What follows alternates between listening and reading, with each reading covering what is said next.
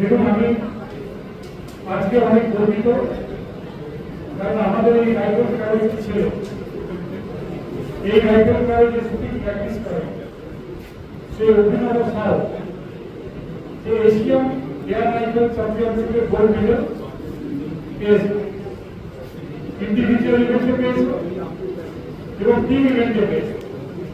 দুখানা গোল্ড আমাদের দেশের হয়ে মাত্র কয়েকদিন আগে সে জিতেছে। তো রাইফেল ক্লাবের মুকুটে যেমন একটা নতুন পালক যুক্ত হয়েছে, সঙ্গে সঙ্গে আমাদের আসানসোলের মানুষ যারা আমরা বসবাস করি, আমরাও অভিনবের জন্য করি। আমি আশা করব যে এই রাইফেল ক্লাবের আরো যারা সদস্য আছেন তারা আগামী দিনে এশিয়ান গেমস হয়তো অলিম্পিকের গোল্ড জিতে আসবেন এবং তার জন্য যেটুকু পাশে লাগানোর দরকার, ব্যক্তিগতভাবে আমি এই ক্লাবের সঙ্গে যুক্ত ছিলাম, আছি এবং ভবিষ্যতে থাকব।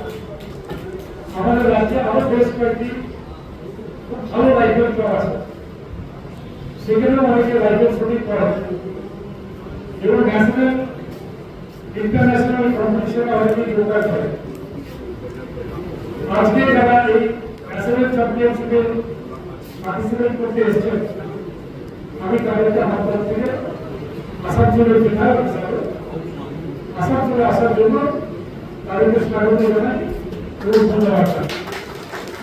আপনারা আমাদের এই সভায় এসেছেন, এখানে রাইফেল শুটিংয়ে অংশগ্রহণ করুন এবং আমরা আশা করব যে আপনারা যাতে এই চ্যাম্পিয়নশিপে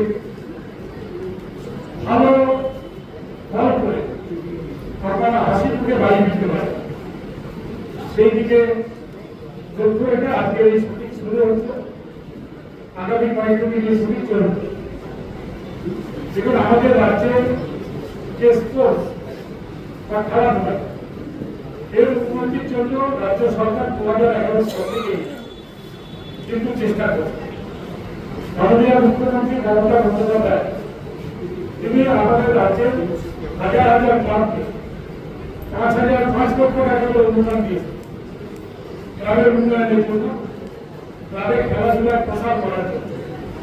এবং আজকে দেখতে পাচ্ছেন আপনারা যে আমাদের রাজ্যের ছেলেরা খেলাধুলাতে কতটা এগিয়ে যাচ্ছে। এশিয়ান রাইফেল শুটিং এর গোল্ড মেডেল কয়েকদিন আগে সন্তোষকারী জিতে এসেছে আমাদের বাংলা যারা ফুটবলার, তারা কিন্তু ভারতবর্ষের যে চ্যাম্পিয়নশিপ চলেছে।